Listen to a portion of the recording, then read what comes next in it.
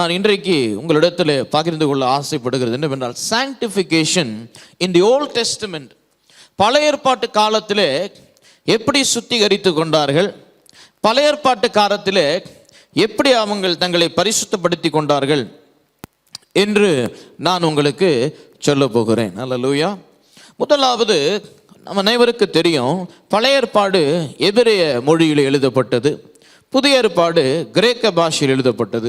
இப்போ பழைய ஏற்பாட்டில் எபிரேய மொழியில் எழுதப்பட்ட அந்த பழைய ஏற்பாட்டு சாங்டிஃபிகேஷன், டு சாங்டிஃபை என்றால் எபிரேய வார்த்தை என்ன? What is the Hebrew word for the word to sanctify? The Hebrew word for the word sanctify is qadash. Qadash. Amen. QADASH. அப்படி என்றால் என்ன? To consecrate. எபிரேய பாஷையில் இப்படி சொல்லுகிறார், to consecrate, to be holy, to be separate, to be hallowed. Hallelujah. அப்போ வேதம் சொல்லுகிறது எபிரேய மொழியிலே சாங்டிஃபிகேஷன் என்றால் என்ன? காதாஷ். அப்படி என்றால் to be consecrate, to be holy, to be separate and to be hallowed. Hallelujah. அப்போ இந்த வார்த்தை காதாஷ் என்று நாம் பார்க்கிறோம் இல்லைங்களா? இந்த வார்த்தை பழைய ஏற்பாட்டிலே எப்படி பயன்படுத்தப்படுகிறது, பழைய ஏற்பாட்டிலே எங்கே எல்லாம் பயன்படுத்தப்பட்டிருக்கிறது, அல்லது அதோடைய முக்கியத்துவம் எப்படி, சாங்டிஃபிகேஷன் இன் தி ஓல்ட் டெஸ்டமெண்ட் எப்படி இங்கே பயன்படுத்தப்படுகிறது என்பதை நம் வேத வசனத்திலே ஆராய்ந்து பார்க்க போகிறோம். ஆமென். என்னோடு கூட வேதத்தை திருப்பிக் கொள்ளுங்கள், வேதாகமத்தை வைத்து திருப்பிக் கொள்ளி பாடுங்கள், இன்னும் நல்ல விளங்கும். யாத்திராகமம் 15:11. கர்த்தாவே, தேவர்களில் உமக்கு ஒப்பானவர் யார்? பரிசுத்தத்தில் மகத்துவம் உள்ளவரும் துதிகளில் பயப்படத்தக்கவரும் அற்புதங்களை செய்கிறவருமாய் இருக்கிற உமக்கு ஒப்பானவர் யார்? அல்லேலூயா. இந்த வார்த்தை கோதாஷ் என்று பார்க்கிறோம் இல்லைங்களா? பரிசுத்தத்தில் அதை இந்த வசனத்திலே எப்படி எடுத்து காண்பிக்கிறார்கள் என்றால், பரிசுத்தத்தில் மகத்துவம் உள்ளவர் யார்? There is nobody holy like you. ஏன் கர்த்தர் நம்மை பார்த்து பரிசுத்தமா இருங்க, நீங்க பரிசுத்தமா இருக்கணும், நீங்க உங்களை சுத்திகரித்து கொள்ளணும் என்று ஏன் தேவன் சொல்லுகிறார்? அவர் அதை சொல்லுகிறதற்கு காரணம் என்ன? அதை தான் நாம் பார்த்து கொண்டிருக்கிறோம். ஏனென்றால் அவருடைய தன்மை அப்படியாக இருக்கிறது. வசனம் சொல்லுகிறது, தேவர்களில் உமக்கு ஒப்பானவர் யார்? யாருமே அவருடைய பரிசுத்தத்திற்கு ஒப்பாகவே முடியாது. அப்பேற்பட்ட பரிசுத்த தேவனை நீங்களும் நானும் சேவிக்கிறோம். ஆகவே தான் சொல்லுகிறது, பரிசுத்தத்தில் மகத்துவம் உள்ளவரும். ஆமென். அப்போ இவ்வளவு பரிசுத்த தேவனை நீங்களும் நானும் சேவிக்கிறோம் என்பதை இன்றைக்கு நீங்களும் நானும் என்ன பண்ணணும்? விளங்கிக் கொள்ள வேண்டும். அல்லேலூயா. அவர் எவ்வளவு யூனிக்கா இருக்கிறாரு என்பதை வேதம் நமக்கு காண்பிக்கிறது. அவர் எவ்வளவு, அதாவது என்ன சொல்லுகிறது? நாம் அந்த 4 வார்த்தைகளை பார்த்தோம்ல, டு கான்சக்ரேட், ஹோலி, செப்பரேட், ஹாலோவுட், அப்படியெல்லாம் அவர் இருக்கிறாரு என்பதை நாம் இங்கே பார்க்கிறோம். இன்னொரு வசனம், அநேக வசனங்களை நாம் வாசிக்க போகிறோம். 1 சாமுவேலுக்கு எழுதின புஸ்தகம் 2ஆம் அதிகாரத்திற்கு திருப்பிக் கொள்ளுவோம். 1 சாமுவேல் 2ஆம் அதிகாரம் 2ஆம் வசனம். மோசேயும் இஸ்ரவேலர்களும் தேவனுக்கு வந்துட்டு என்ன பண்றாங்க? பாடல்களை பாடுகிறார்கள். அந்த பாடலிலே கூட தேவனுடைய பரிசுத்தத்தை விவரித்து அவர்கள் பாடுகிறார்கள். சொல்றேன் பாருங்க, 1 சாமுவேல் 2ஆம் அதிகாரம் 2ஆம் வசனம். கர்த்தரை போல பரிசுத்தம் உள்ளவர் இல்லை, உம்மை அல்லாமல் வேறொருவரும் இல்லை, எங்கள் தேவனை போல ஒரு கண்மலையும் இல்லை. அல்லேலூயா. அல்லேலூயா. சொல்றாரு பாருங்க, எப்படி பழைய ஏற்பாட்டு காலத்துல தேவன் எப்படிப்பட்ட பரிசுத்தர் என்பதை வசனங்களிலே எவ்வளவு அழகாக சொல்லியிருக்கிறாங்க பாருங்க. கர்த்தரை போல பரிசுத்தம் உள்ளவர் இல்லை, உம்மை அல்லாமல் வேறொருவரும் இல்லை, எங்கள் தேவனை போல ஒரு கண்மலையும் இல்லை. அப்படிப்பட்ட பரிசுத்தம் உள்ளவர் அவர். பழைய ஏற்பாட்டு காலத்திலே வாழ்ந்த இஸ்ரவேலர்கள் அப்படி தேவனை பார்க்கிறாங்க. அவரை போல ஒரு பரிசுத்தரும் இல்லை என்று அவர்கள் பார்க்கிறார்கள். அப்படிப்பட்ட உணர்வு அவர்கள் உள்ளங்களிலே இருக்கிறது. அப்படிப்பட்ட ஒரு யோசனை அவர்கள் உள்ளங்களிலே தேவன் வைக்கிறார். ஏனென்றால் அவர் ஒரு பரிசுத்த ஜாதியை உருவாக்கும்படிக்கு, அவர் ஒரு பரிசுத்த சந்ததியை உருவாக்கும்படிக்கு அவர் தன்னை இவர்களுக்கு வெளிப்படுத்தி கொள்ளுகிறார். எப்படி? அவரை போல ஒருவரும் பரிசுத்தம் உள்ளவர் இல்லை. இப்பேற்பட்ட பரிசுத்தம் உள்ள தேவனை நீங்களும் நானும் பின்தொடர்ந்து கொண்டிருக்கிறோம். ஹல்லேலூயா, ஹல்லேலூயா. பாருங்க, இதெல்லாம் சாங்டிஃபிகேஷன் இந்த ஓல்ட் டெஸ்டமெண்ட். இதற்கு முன்பதாக பழைய ஏற்பாட்டு காலத்திலே தேவனை எப்படி பார்க்கிறார்கள் என்று சொல்றேன். பிறகு நாம் இன்னும் ஆழமாக போக போக நிறைய காரியத்தை நீங்கள் புரிந்து கொள்ள போகிறீர்கள். வாசிப்போம் பாருங்க, வெளிப்படுத்தல் எழுதின புஸ்தகம் 15ஆம் அதிகாரத்திற்கு திருப்பிக் கொள்ளுவோம்.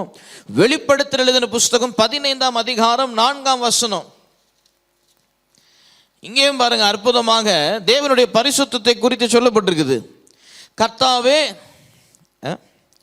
யார் உமக்கு பயப்படாமலும் உமது நாமத்தை மகிமைப்படுத்தாமலும் இருக்கலாம்? தேவரீர் ஒருவரே பரிசுத்தர். எல்லா ஜாதிகளும் வந்து உமக்கு முன்பாக தொழுது கொள்வார்கள். உம்முடைய நீதியான செயல்கள் வெளியரங்கமாயின என்றார்கள். சொல்றாரு பாருங்க, அற்புதமா இங்க வெளிப்படுத்தின சுவிசேஷத்துல, யார் உமக்கு பயப்படாமலும் உமது நாமத்தை மகிமைப்படுத்தாமலும் இருக்கலாம்? தேவரீர் ஒருவரே பரிசுத்தர். எல்லா ஜாதிகளும் வந்து உமக்கு முன்பாக தொழுது கொள்வார்கள். அப்ப இவரை போல பரிசுத்தல் யாருமே இல்லை. இவரை போல பரிசுத்த தேவன் ஒருவரும் இல்லை என்பதை வேதம் இங்கே நமக்கு திட்டவட்டமாக காண்பித்து கொடுக்கிறது. அவர் அவ்வளவு யூனிக் என்பதை இங்கே வேதம் நமக்கு போதிக்கிறது. He is unique. Hallelujah. அப்ப நீங்களும் நானும் எப்படி இருக்கணும்? தேவன் இவ்வளவு யூனிக்கா இருக்கிறாரு. இந்த தேவனை சேவிக்கிற நீங்களும் நானும் எப்படிப்பட்ட பரிசுத்தத்திலே வாழ வேண்டும் என்பதை சிந்தித்துக் கொள்ளுங்கள். அல்லேலூயா. இந்த பரிசுத்தத்திலே இருக்கிற தேவன் இன்றைக்கு உங்களையும் என்னையும் தன்னுடைய விலையேற பெற்ற குமாரனுடைய இரத்தத்தினாலே பரிசுத்தப்படுத்தி நம்மை சுத்திகரித்து பரிசுத்தவான் என்ற ஸ்தானத்தை நம்ம கொடுத்திருக்கிறாரு. அல்லேலூயா. 3 வசனத்தை தான் உங்களுக்கு வாசிச்சு காண்பித்தேன். ஒவ்வொரு இடத்திலையும் நீங்க பார்க்கறீங்க, யாத்திராகமும் 1 சாமுவேல் வெளிப்படுத்தல, அவர் எவ்வளவு பெரிய பரிசுத்தம் உள்ள தேவன். அவர் உங்களை பார்த்து நீ ஒரு பரிசுத்தமான் என்று சொல்றாரு, நீ ஒரு நீதிமான் என்று சொல்றாரு. அப்ப யோசிச்சு கொள்ளுங்க, சிந்தித்துக் கொள்ளுங்க, நாம் எப்படி இன்றைக்கு நம்முடைய வாழ்க்கையை நாம் நடப்பித்து கொள்ள வேண்டும் என்று நீங்க கிரகிக்கணும் இந்த காலை வேளையில. இது மாத்திரமல்ல, தேவ தூதர்களும் தேவனை என்ன சொல்றாங்க என்பதை ஏசாயா தீர்க்கதரிசன புஸ்தகம் 6ஆம் அதிகாரத்திலே 3ஆம் வசனத்தில் நீங்க வாசிச்சு பாருங்க. திருப்போம் ஏசாயா தீர்க்கதரிசன புஸ்தகம் 6ஆம் அதிகாரம் 3ஆம் வசனம் என்ன சொல்லுகிறது? தேவ தூதர்கள் என்ன சொல்றாங்க? சேராபீன்கள் என்ன சொல்றாங்க சொல்லப்பட்டிருக்கிறது. ஒருவரை ஒருவர் நோக்கி, சேனைகளின் கர்த்தர் பரிசுத்தர், பரிசுத்தர், பரிசுத்தர், பூமி அனைத்தும் அவருடைய மகிமையால் நிறைந்திருக்கிறது என்று கூப்பிட்டு சொன்னார்கள். அல்லேலூயா. யார் இதை சொல்றாங்க?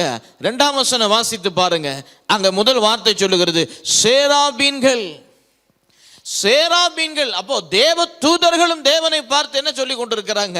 அவர் பரிசுத்தர், அவர் பரிசுத்தர், அவர் பரிசுத்தர் என்று தேவ தூதர்களும் இங்கே தேவனை பார்த்து என்ன சொல்றாங்க?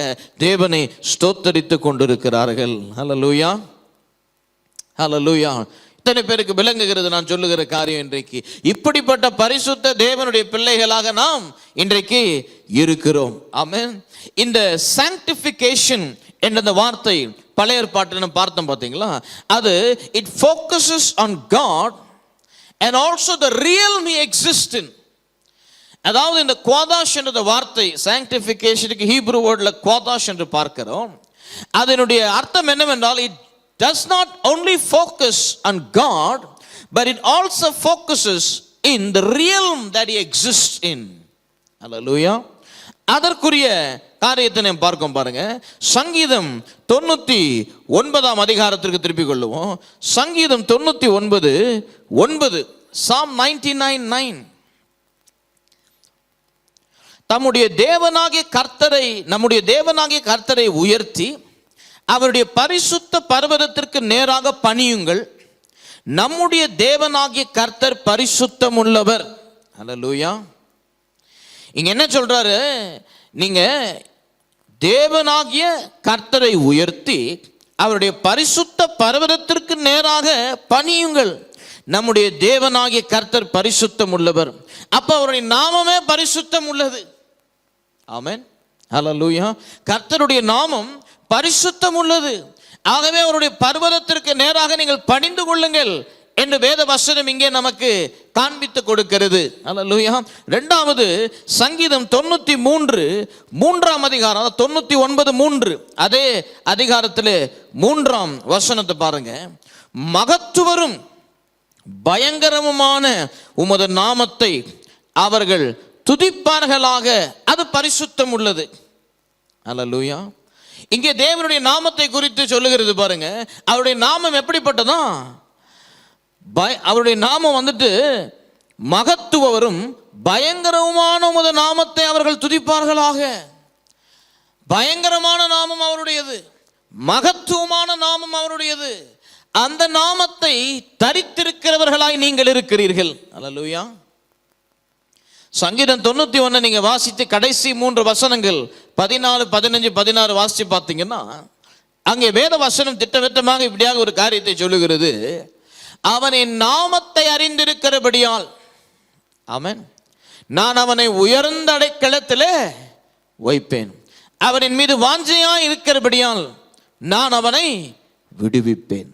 அப்போ ஏன் அவருடைய நாமத்தை அறிந்தால் உயர்ந்த அடைக்கலம் நமக்கு கொடுக்கப்படுகிறது? Why when we know his word, அதாவது why when we know his name have we given such a great position? அவருடைய நாமத்தை அறிஞ்சாலே பெரிய பொசிஷன் தானா? ஆம், அதுதான் சொல்லுகிறது. மகத்துவரும் பயங்கரமான உமது நாமத்தை அவர்கள் துதிப்பார்களாக, அது பரிசுத்தம் உள்ளது. அந்த நாமத்தை அறிந்து கொண்டாலே உயர்வு தான். இன்றைக்கு உயர்வுக்காக நீங்கள் தத்தளித்து கொண்டிருப்பீர்கள் என்றால், உயர்வுக்காக நீங்கள் இங்குமங்கும் ஓடிக்கொண்டிருப்பீர்கள் என்றால், அவருடைய நாமத்தை நீங்கள் அறிந்ததினாலேயே நீங்கள் உயர்த்தப்படுவீர்கள். எதிலே எந்த விதமான சந்தேகமும் கிடையாது. ஹல்லேலூயா. இதெல்லாம் பார்க்கும் பொழுதுதான் பரிசுத்த, அதாவது சாங்டிஃபிகேஷனை குறித்த முக்கியத்துவத்தை நாம் புரிந்து கொள்ள முடியும். சாங்டிஃபை சாங்டிஃபை சாங்டிஃபை நான் சொல்லும் பொழுது சில வேளையில் வந்துட்டு அது ரொம்ப கேட்கும் பொழுது நான் பரிசுத்தமாக தான் இருக்கேன், நான் பரிசுத்தப்படுத்திக் கொள்றேன் சொல்லி லைட்டாக எடுத்துகிட்டு போயிடும், ரொம்ப லேசாக பார்க்குறோம்.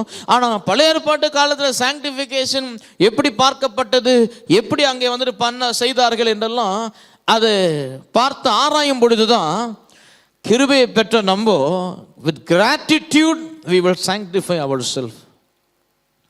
With gratitude we will completely give ourselves unto God to live holy. பேதுருவே சொல்றாரு, பரிசுத்தமா வாழுங்க. ஹல்லேலூயா. அதுதான் ரொம்ப முக்கியம். அதுதான் கர்த்தர் எதிர்பார்க்கிறார் இன்றைக்கு நம்மிடத்தில். ஏன்? மிகப்பெரிய தேவன் நமக்கு இந்த ரட்சிப்பின் ஈவை கொடுத்ததுனாலே நாம் வாழ வேண்டும். ஆமென்.